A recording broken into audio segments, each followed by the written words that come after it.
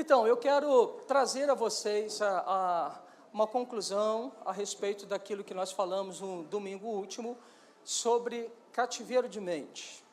A gente tem entendido que uma das maneiras pelas quais Satanás e seus demônios, eles nos impossibilitam de fazer chegar a um momento de bênção, de paz, é quando ele consegue nos prender, principalmente na nossa mente, travando emoções dentro de nós, travando o nascimento de fé do nosso coração. Então, a gente tem o entendimento de que a maior libertação, ou a maior vida de prosperidade que nós podemos ter, é quando nós concordamos com a palavra de Deus e a vivemos na nossa história. A palavra de Deus, ela é altamente confiável, ela é verdadeira e ela é poderosa para mudar destinos, rumos, famílias, relacionamentos, emoções. A palavra de Deus, ela é altamente eficaz para gerar em cada um de nós um ambiente, conforme nós cantamos, o ambiente da glória. Então, a primeira pergunta que eu quero fazer a você: como você se sente? Você hoje, você se sente como? Livre ou cativo? Se você olhar para você hoje, lá no espelho, como que você vai se denominar? Um livre ou um cativo? Antes de vir para cá, Deus me deu uma frase, e eu achei ela muito legal. Ele falava comigo assim: passarinho que voa iludido é tão cativo quanto que está preso na gaiola. Ok? Vou repetir para você, se você quiser anotar, você está anotando. Passarinho que voa iludido é tão cativo quanto ao que está na gaiola. Como assim, pastor? Vamos entender isso. Vamos compreender isso aqui. Qual é a sensação do passarinho que voa? Que ele está livre. O que é uma ilusão?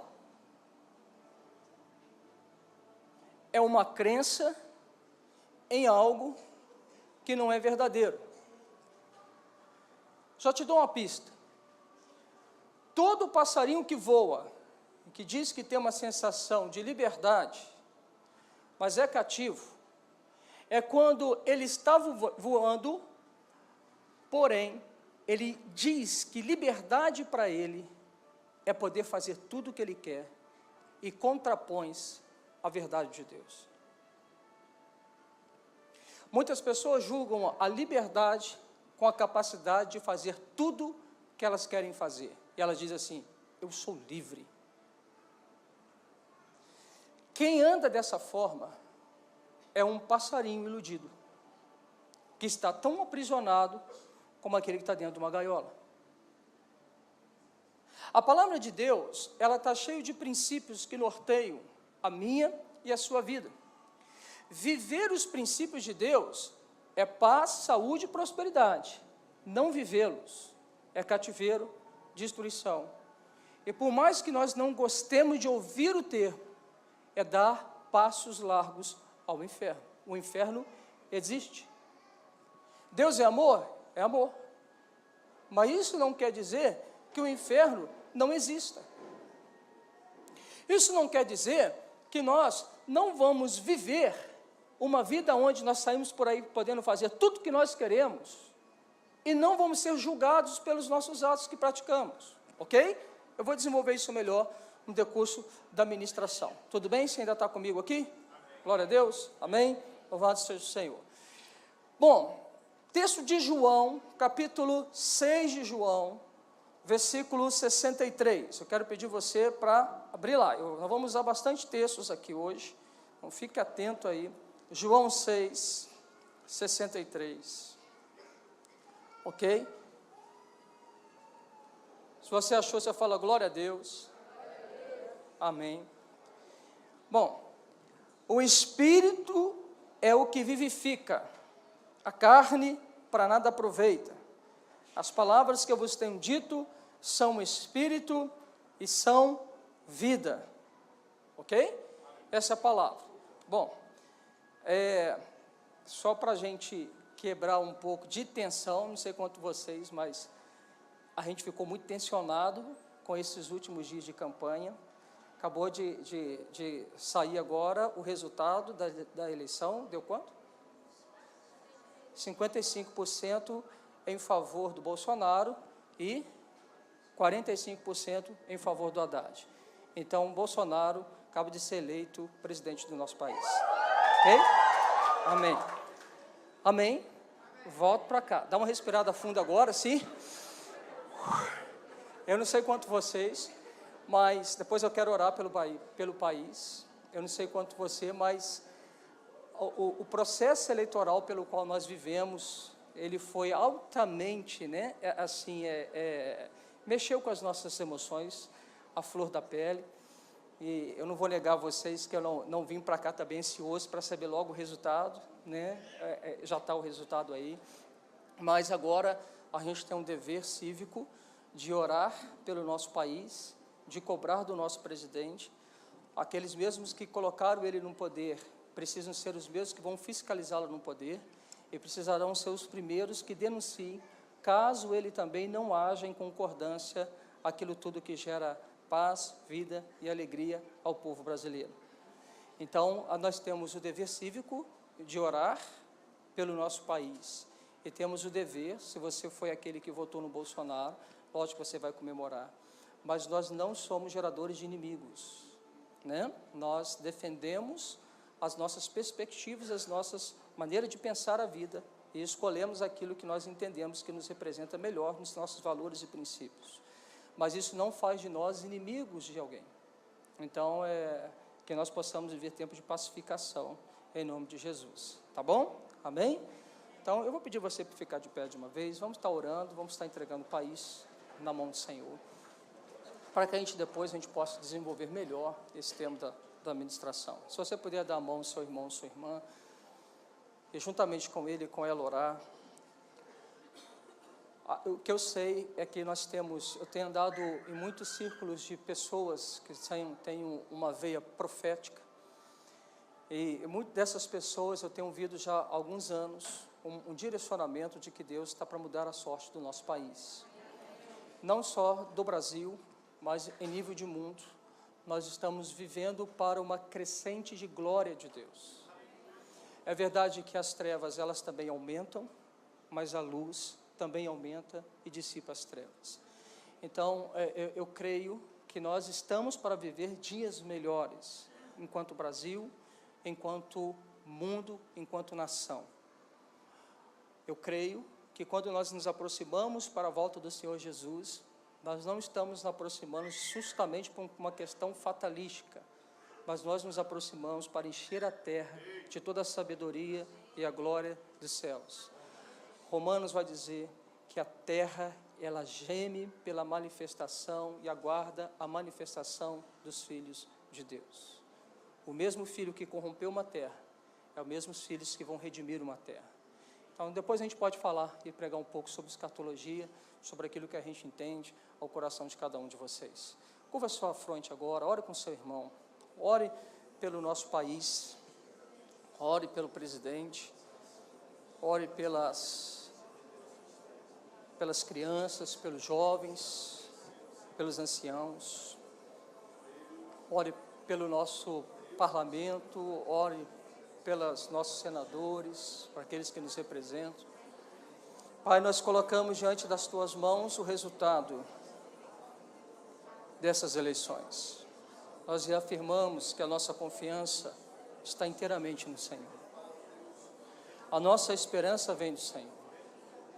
Mas sabemos que o Senhor, ó Deus, usa da instrumentalidade de homens e de mulheres para trazer sobre nós refrigério ou até mesmo uma opressão. Deus, o que nós te pedimos agora enquanto nação, enquanto povo de Deus, é que a Tua graça, é que a Tua unção repouse sobre o nosso presidente, repouse sobre todo o poder legislativo, executivo, para que nós possamos viver dias de paz, de alegria e de justiça. Nós olhamos para o Senhor e abençoamos o nosso país. nós olhamos para Ti, Deus, e dizemos: Deus, alivia-nos das cargas que estão sobre nós, alivia-nos das opressões que nos oprimem, e libera sobre nós, Senhor Deus, como uma nação, uma liberalidade ou uma liberdade, aonde nós vamos nos tornar prósperos, uma economia próspera, justiça nos lugares aonde a justiça ela é pleiteada, igualdade, que cada um, ó Deus, ó Pai, seja respeitado, cada um tem o seu valor. Deus, que as nossas políticas públicas, elas de fato favoreçam a todos, desde o mais pobre ao mais abastecido, para que seja igualmente repartido para o bem de toda uma nação. A Ti, ó Deus, nós damos honra, a Ti nós damos glória, e a Ti, ó Deus, ó Pai, nós reafirmamos que esperamos no Senhor. Em nome de Jesus. Amém. Glória a Deus. Amém. Pode se assentar. Aleluia. Então, voltando para cá. O texto de João, ele fala que o Espírito é o que vivifica. O Espírito é que faz vida. Fala para o seu irmão assim: o Espírito traz vida. Agora, vida significa não apenas uma vida onde alguém está cheio de vitalidade ou é um ser animado, porque ele está vivo, ele se move, locomove-se, mas ele significa que essa vida na qual nós trazemos, que o Espírito traz, é uma vida que concorda com o Senhor, é uma vida onde verdadeiramente nós concordamos com as bênçãos de Deus e permanecemos nela. É uma vida que nasceu de novo e permanece em Cristo. Mas o que me chama a atenção é que esse mesmo texto que fala que as palavras do Senhor, elas são espírito e vida, ela traz a conotação de espírito. Quando eu li, ele traz a conotação de espírito como a mesma uma atribuição que nós damos à nossa mente. Porque ele fala que no espírito, eu possuo uma mente, eu possuo um discernimento, eu penso, eu sinto e eu decido. Olha que interessante isso. O Espírito Santo de Deus, que é uma pessoa, ao morar dentro de mim e dentro de você, nós estamos diante de um Espírito de Deus que é Deus, que escolheu habitar dentro de mim e de você, nos chamar de tabernáculo, de templo, de morada dele. E quando Deus ele habita em mim e quando Deus habita em você, nós temos em nós a mente de Cristo, nós temos os sentimentos de Cristo, nós temos a racionalidade de Cristo e nós temos a sensatez de julgar tudo pelo Espírito. Quando o texto ele fala isso, e quando, de uma certa forma, não apenas João, mas também Paulo, lá em 1 Coríntios 2,16, fala que nós possuímos a mente de Cristo, eles trabalham com uma possibilidade de um homem totalmente redimido, uma mulher totalmente redimida, que ele e ela, eles trazem a manifestação a esse tempo de agora, o coração de Deus, a mente de Deus e o julgamento de Deus para esta era. Eu acho que isso era para empolgar você. Eu, quando penso nisso, eu falo assim: uau, significa que o próprio Deus que habita em mim, Ele está através de mim, trazendo verdades para essa era de agora. Se você concorda comigo nisso, ou não é comigo, é com a palavra, então eu queria que você desse o melhor glória a Deus que você puder dar. O que eu quero que você entenda é que a maneira de pensar de Deus, a maneira de sentir de Deus, a maneira de julgar de Deus é diferente da minha, é diferente da tua maneira. Nós temos uma mente carnal. Nós racionalizamos situações através de um filtro totalmente natural. Por exemplo, nós temos a capacidade de olhar para uma pessoa que nós a julgamos e a sentenciamos, ou a rotulamos, e nós temos a condição de dizer para ele assim: esse aqui é digno de ser morto, preso, julgado, isso aqui não pode viver. A gente cria julgamento o tempo inteiro. Por exemplo, se você estiver convivendo com um casamento em crise, você é amigo do casal, e você escuta os dois lados, mas se porventura um lado sofreu ou sofre algo similar que você sofre ou sofreu, o seu julgamento, ele tende a ser o quê? Tendencioso. Por quê? Porque você tende em se levantar como justiceiro para dizer o seguinte: não, ele está certo ou ela está certo por causa disso, disso, disso, disso. E nós somos muito ávidos em condenar as pessoas. Pensa rapidamente, quantas pessoas você já condenou na sua mente? Quantas? Quem já condenou mais de 5? Levanta a mão. Você nunca, Sara, nunca condenou? Hã? Ah, você perdeu as contas, né? Mas foi mais de 5, não foi? Nós perdemos as contas. Quem já se autocondenou? Ou está se autopunindo, autocondenando? Por qual base de verdade que você julgou?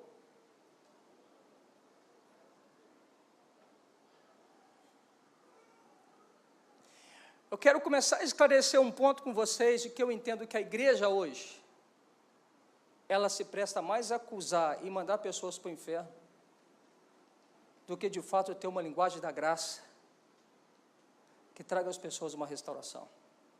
E eu vou te explicar por quê. Porque cada vez que eu julgo alguém, eu afirmo em mim a minha verdade, a minha santidade, como superior àquele que eu julguei. Vamos lá, vamos segurar um pouquinho aí. Ok? Eu vou desenvolver isso melhor. 1 Coríntios 2:16, Paulo vai dizer para nós uma verdade libertadora. Então, me ajuda aí, Marcelo. Só não precisa mais ficar acompanhando as eleições, pode ficar ligado aqui agora. 1 Coríntios, capítulo 2, versículo 16, está aqui. Fala assim: pois quem conheceu a mente do Senhor, que o possa instruir? Qual é a afirmação desse versículo? Nós, porém, temos a... Diga assim: eu tenho a mente de Cristo. Ela pode não estar ativa em você. Eu posso ter falado isso com você aqui agora, e você fala assim: eu não tenho não. Você pode não ter ela ativa, mas se você tem um Espírito, você tem a mente do Espírito. Você pode não estar funcionando na mente dele, mas ela está dentro de você, pronta para que ela comece a manifestar verdades no teu coração. Ok? Mente, nous, no grego, faculdade de perceber, entender, habilidade de sentir, julgar, de determinar, bondade, pensamentos, sentimentos e propósitos. Vem cá, uma questão. Qual é o seu propósito para esta terra, para esta geração? Qual é o propósito pelo qual você existe? Se você não tem uma definição do seu propósito, é porque a tua mente, ela funciona no modus operandi natural, carnal. Mas se você já tem a produção da mente de Cristo sobre você, você já é conhecedor do seu propósito, do seu chamado e da sua identidade. Todo não conhecimento de propósito, de identidade, gera angústia. E todo conhecimento de identidade e propósito gera certeza, convicção, paz. Então vai verificando aí você agora, ok? Qual é o seu propósito na vida? O Espírito libera o propósito meu e seu para essa terra. O Salmo 119, 130 fala: revelação das tuas palavras esclarece e dá entendimento aos simples. Olha para o seu irmão, para a sua irmã, fala assim: simples. E aqui eu quero te dar um argumento para uma pergunta que vocês fazem. Por exemplo, eu estive no ambiente da faculdade. Quantos já estiveram ou estão no ambiente da faculdade? Levanta a mão assim, deixa eu ver. Já tiveram? Já tiveram? Já? Quando você olha para um professor, que o cara chega para te dar uma aula ele é PhD, doutor, mestre. Como você se sente? Como você se sente? Como? Um monte de zero à esquerda. Você olha para aquele cara e fala assim, esse aí sabe mais do que eu. Logo, se ele é possuidor de maiores faculdades do que você, então você diz o seguinte, logo tudo o que ele fala está isso. Na faculdade de teologia, eu brigava com tudo quanto é professor. Eu não engolia tudo.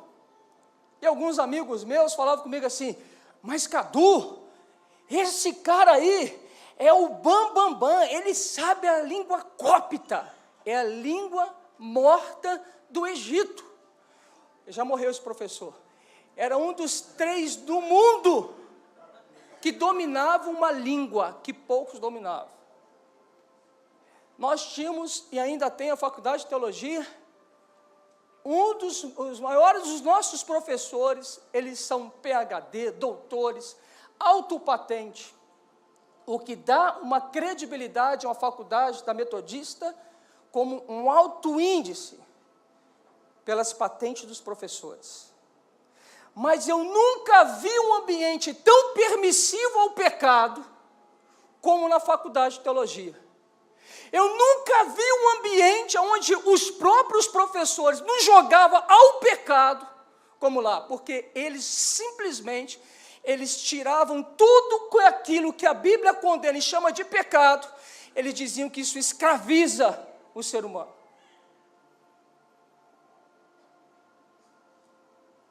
Nunca vi tanta defesa, para as minorias, de gente lotado de dinheiro, ganhando dinheiro sobre a pobreza de um povo.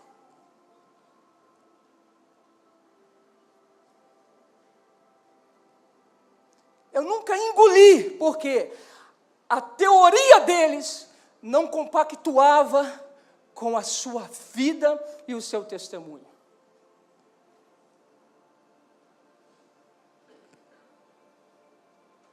O que era para ser uma casa de profetas, se tornou uma casa de prostitutas. Porque uma casa de prostituta é aquele que se corrompe com o pecado e abandona a verdade do Senhor. Como eu compactuo com isso?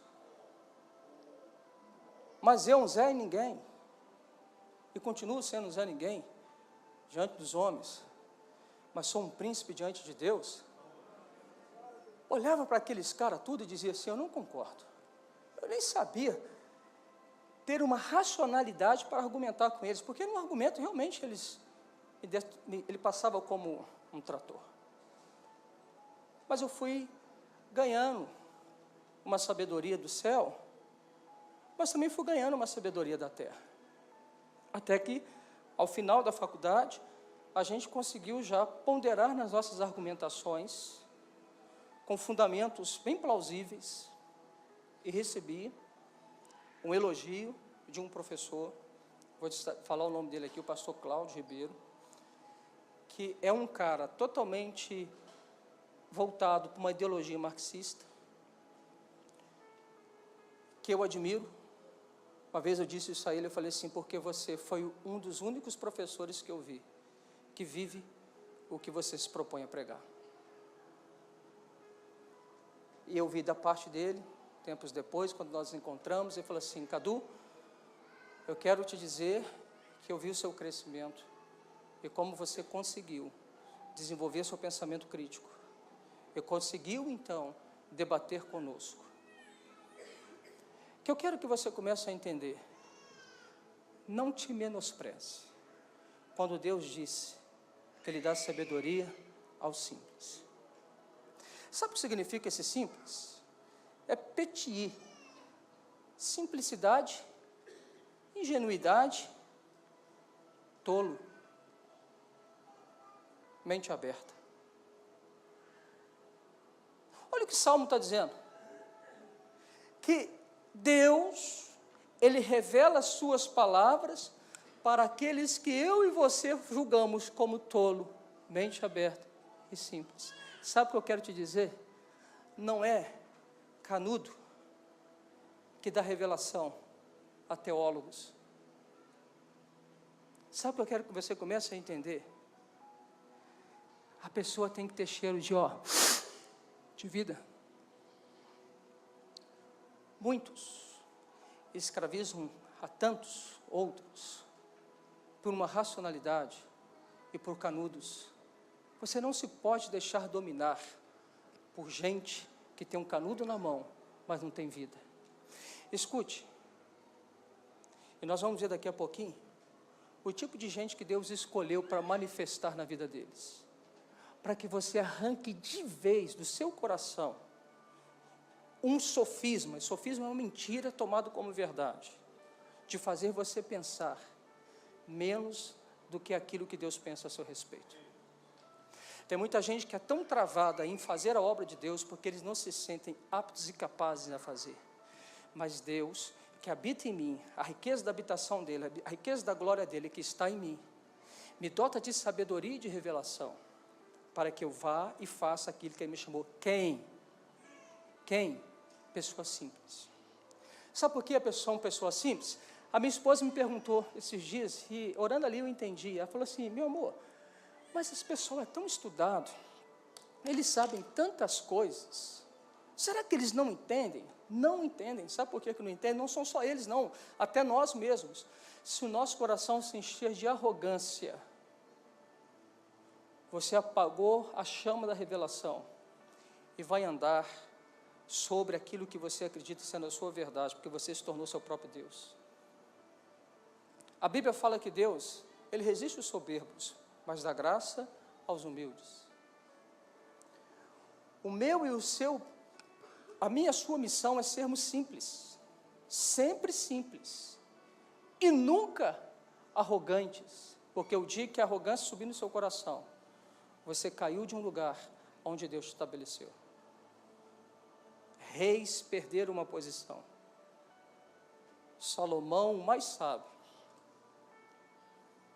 saiu de um lugar que Deus o colocou por causa de presunção, arrogância e liberalidade de pecado. Você está me entendendo? Ok? Você está aí ainda? Tu que seu irmão fala assim, está aí ainda? Como é que é o negócio do passarinho mesmo? Fala aí para mim, deixa eu ver se você lembra.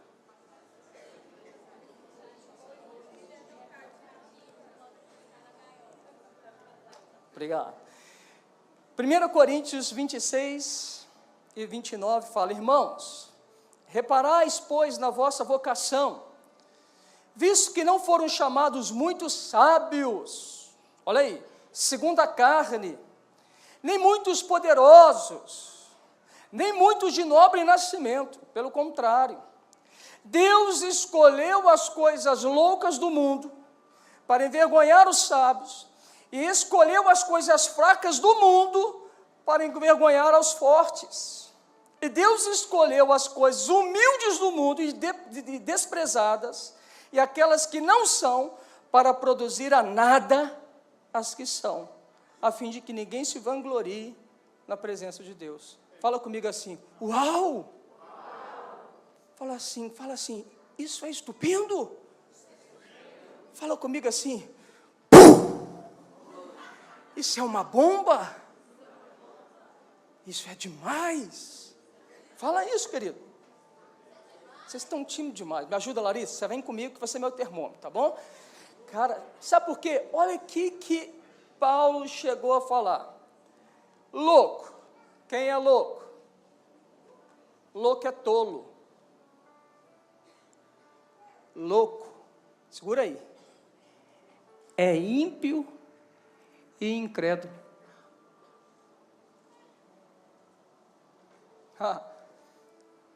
Louco é ímpio e incrédulo. Jesus disse que ele veio para aqueles que eram seus e eles não o receberam. O que Jesus fez? Então ele foi para aqueles que são gentios, que o aceitaram. Vem cá, Jesus veio para os crédulos. Mas os crédulos não acreditaram nele. Então, porque eles não acreditaram nele, ele se voltou para quem? Para os incrédulos.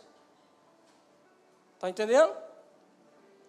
Aí os crédulos olham para os incrédulos e dizem: isso não é de Deus. Não pode o Salvador nascer em Belém. Isso não concorda com o coração de Deus, porque geralmente esse tipo de crédulos são aqueles que avidamente sentenciam e condenam a todos ao inferno, e não tem nenhum ato de misericórdia para com aqueles que são diferentes deles. Então veja a revolução. Então Jesus, ele veio para os seus, mas os seus o recusaram. Então ele foi para onde? Ele foi para o mundo, ele foi agir no meio de incrédulo, ele foi pregar no meio de incrédulo, ele foi se revelar no meio dos incrédulos, ele foi se dar a conhecer no meio dos incrédulos. E eles começaram a conhecer as grandezas de Deus, que eram para serem conhecidas pelos crédulos da sua época. Segundo, o texto fala fracos. Fraco significa frágil, delicado. Quantos de vocês falam assim: cara, eu não tenho força, eu não consigo? Se a gente pegar o Davi com Golias, quem era o forte, quem era o fraco? Fala para mim. Quem é forte, Golias ou Davi? Golias. Mas a Bíblia fala assim: quando você se tornar fraco, aí que você é forte. Uau, fala assim, uau! Então fala assim que o seu irmão assim, então quer dizer que se você é um fraco, Deus te faz forte? Quantos são fracos aqui? Cheiro de força. Terceiro, humildes. Quem são os humildes? Os humildes são aqueles que são tratados como desprezíveis, covardes, indignos, vil, sem família, que não tem nobre nascimento, que não vem de uma família abastada ou de uma descendência de uma família, no nosso caso metodista, ou no caso do batista, ou no caso do assembleano. Veja, humildes são todos aqueles que eu e você refutamos a nada. Humildes são todos aqueles que nós olhamos e desprezamos, pois então Deus olhou para eles e os escolheu. O que você recusa, Deus escolhe. O que você julga, Deus age com graça. A quem nós afastamos, Ele aproxima.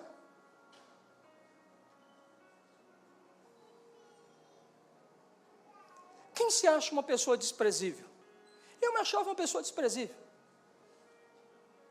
totalmente inapta e incapaz. Continuo me achando.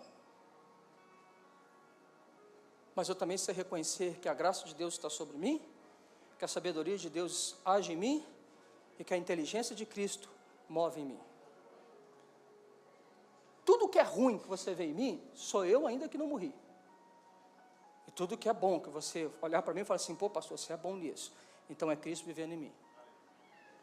Tira Cristo de mim, e você vai ter o pior ser humano da face da terra.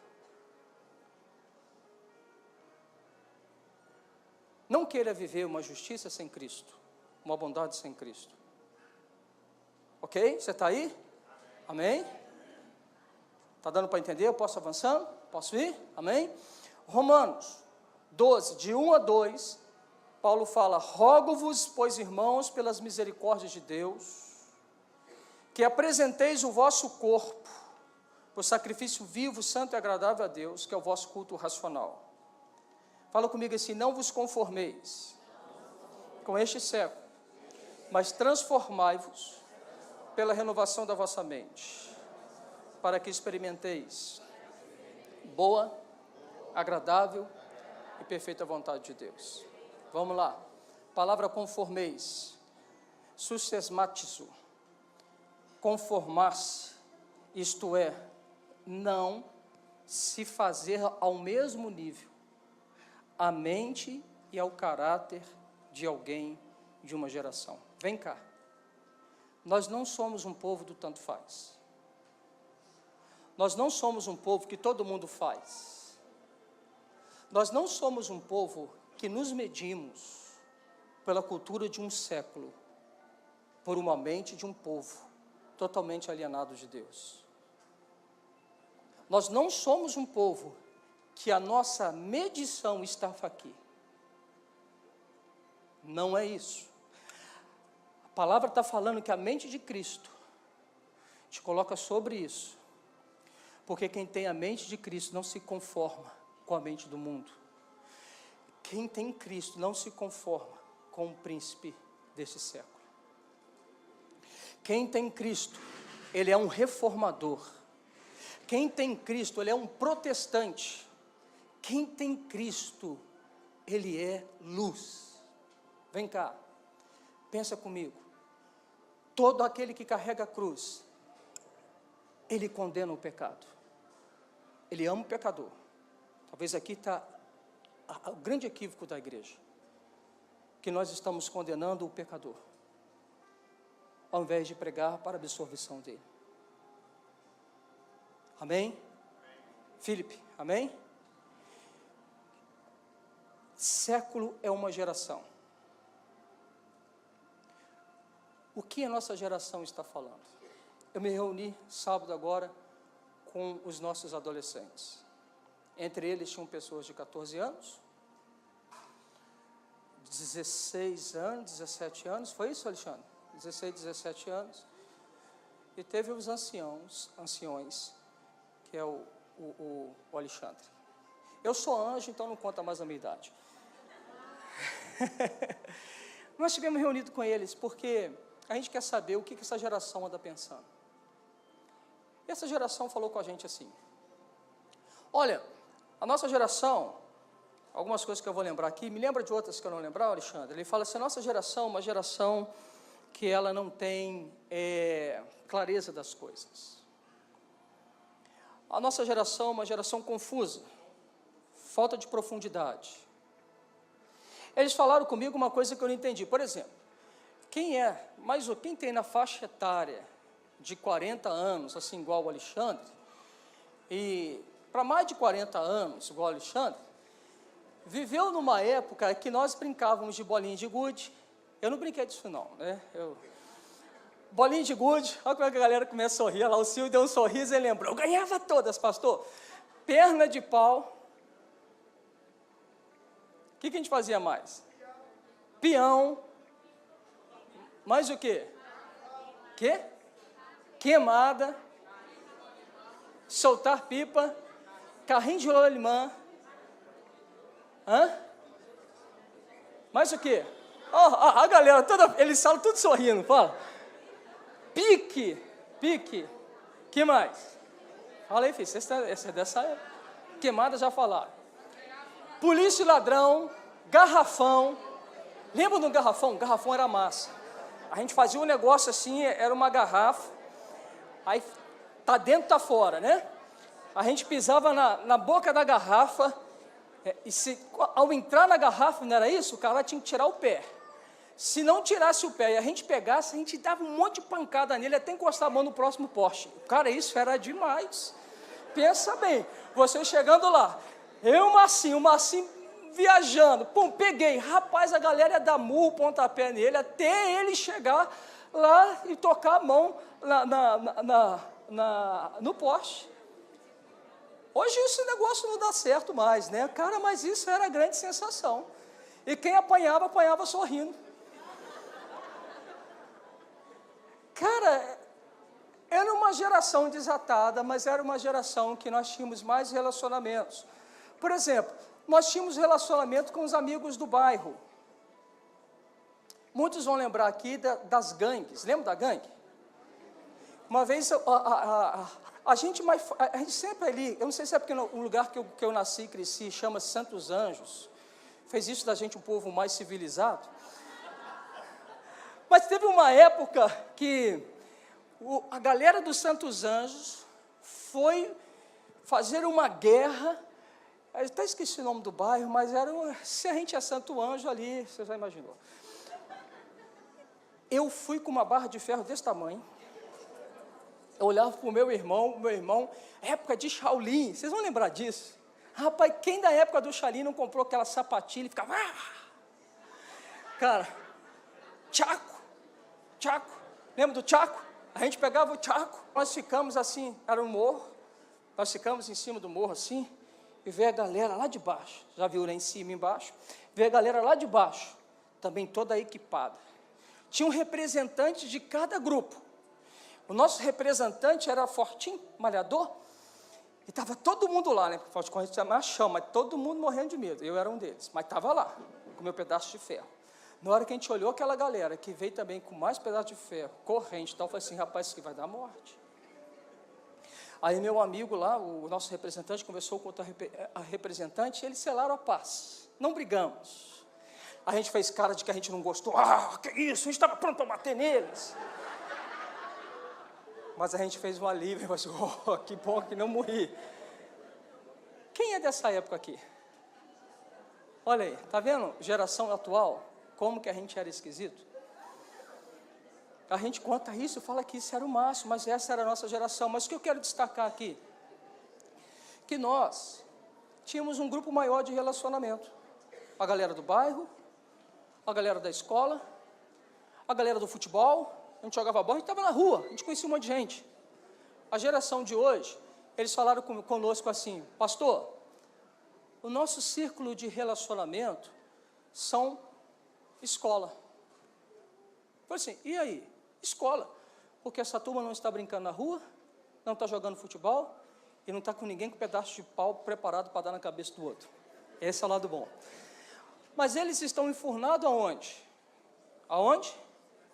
Quem tem filho menor aí sabe onde que eles estão. Aonde? No quarto, na rede social. Qual é a abrangência de relacionamento desse povo? Ambiente escolar. Quando eu olhei isso e escutei eles, eu falei o seguinte, não adianta mais a gente pegar um método de evangelização dessa época nossa e aplicar aqui. Se eu quero ganhar uma geração, eu preciso comunicar com uma geração. Se eu quero formar uma mentalidade de filhos livres em Cristo, para transformar uma geração, eu preciso falar a linguagem deles. Então, eu preciso entender de rede social, eu preciso entender que agora eles estão fazendo, como é que é a festinha? Que foi a festa social. Eles fazem festa social. O que é festa social? É a festa na casa de alguém. A gente fazia isso também, né? Que era o nosso hi-fi. Lembra? Rapaz, vocês são tudo velho. A gente tem que renovar essa casa. Era o hi-fi. Eu lembro que no meu hi-fi foi a primeira vez que eu tomei vodka no abacaxi. Fiquei doidão, deu meu primeiro beijo. Eu beijei quando eu tinha 15 anos de idade.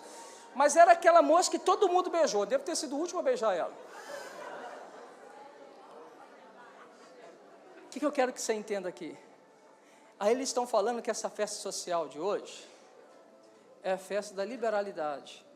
Para se drogar, para se prostituir. Na nossa época tinha prostituição? Tinha. Desde a época da Bíblia tinha prostituição, tinha drogas. Tinha. Esse negócio não é novo. Só que hoje parece que vai se proliferando mais. Cada vez mais as pessoas vão tendo relações sexuais mais cedo, experimentando as drogas mais cedo. Aonde? E um desses lugares são as festas sociais. Eu quero levantar uma geração de filhos de Deus que amamos o Senhor e que entenda que ele tem que ter uma racionalidade, entender as coisas em Cristo, mas ele tem que ter sinais de Cristo vivo nele. Sabe qual é o grande problema da igreja dos últimos tempos? Que ela criou uma dicotomia, uma separação. Ela ficou totalmente racional e ela abandonou os sinais. Quando você olha para Jesus, você vê Jesus altamente racional e cheio de sinais. Quando eu leio o Evangelho, ele fala, aqueles que creem, estes sinais o acompanharão. Vem cá, essa é uma pergunta que eu faço para mim mesmo. Em João, Jesus disse que nós somos chamados para fazer as mesmas obras e as obras maiores que Jesus fez. Por favor, eu quero te provocar agora, porque eu estou sendo provocado todos os dias. Quem se denomina cristão aqui? Levanta a mão. Quem são os cristãos que aqui estão? Que amam a Deus, todo o coração, que amam a Deus. Deixa eu te perguntar, quais os sinais na sua vida que evidenciam que você ama a Deus?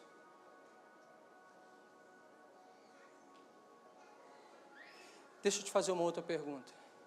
Não fique bravo, faça guerra. Você tem um Espírito. Não é questão que você não tem, você tem. Porém, você precisa deixar que o Espírito seja ativado em você, te restaurando a tua mentalidade. Porque se você não tiver sua mente restaurada, você vai ser escravo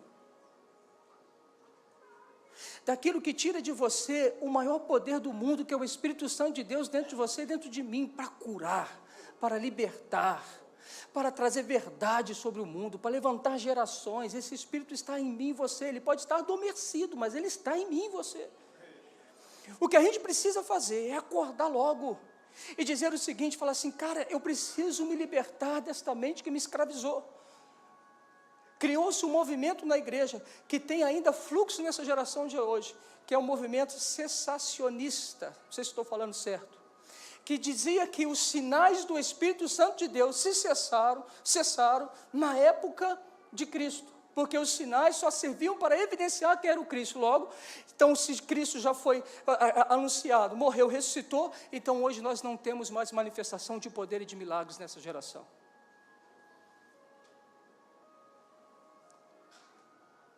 E a gente fica, então, como? Crentes racionais. Todo o movimento iluminista veio pela razão, que tirou os sinais. A igreja se separou da vida de Cristo para só ficar com uma mente racional que fala, prega e teologiza sobre a mente de um Cristo, sem ter vida. A igreja se tornou refém dos cargos que davam autonomia para ela, notoriedade para quem tem um cargo, como se isso aprovasse uma santidade das pessoas. Quantos que batem no peito e dizem assim, eu sou professor da escola dominical, eu sou pastor, eu sou líder de tal coisa. Não é que é ruim ser isso, não. Eu não quero diminuir essas coisas, não. Eu quero só te dizer o seguinte, às vezes nós ficamos presos só nessas coisas e não tem sinais sobre nós. Mas a boa notícia é que o Espírito está dentro de você. Olha para o seu irmão e fala assim, o Espírito está dentro de você.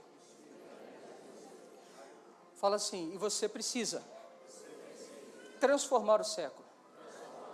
Vem cá, não é assim que a gente vai transformar. Quer ver? Estou querendo um lugar para...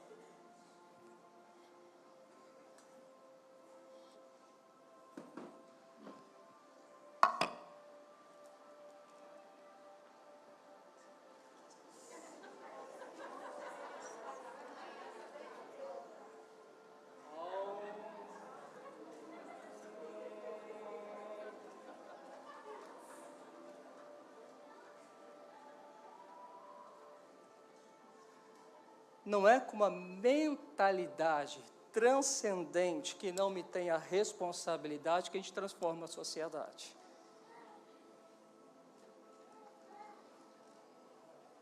É com ações e atitudes. Não é você só ficar assim agora. Manda fogo, fireball, isso é bom, hein? A gente está com as bolas de fogo aqui, né? A gente está mandando umas bolas de fogo, né? Aí você fica aqui na frente, recebe, pega aí, tchum! Isso é bom demais. Mas isso nada vai passar de um momento de histeria se você não tiver o fruto do Espírito. Você sabe onde todo o movimento do Espírito ele é sepultado? Quando o povo ele não lança raízes profundas, ele se torna raso na sua vida. Então, o fogo que veio, logo é dissipado, porque ele não encontra substância em Cristo para manter aceso e incendiando a tantos outros. Já está aqui ainda? Posso continuar? Amém? Então levanta um pouquinho.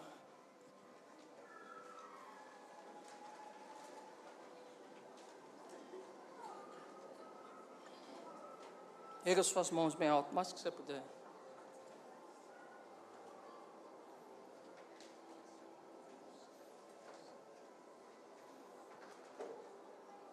Se você entende que você tem um Espírito, você tem. Pode começar a entender isso.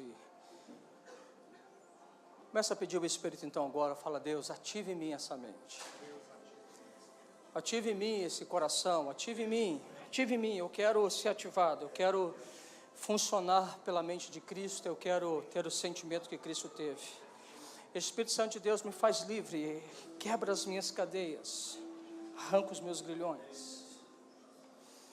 A maneira como você entende, ora o Senhor, em nome de Jesus.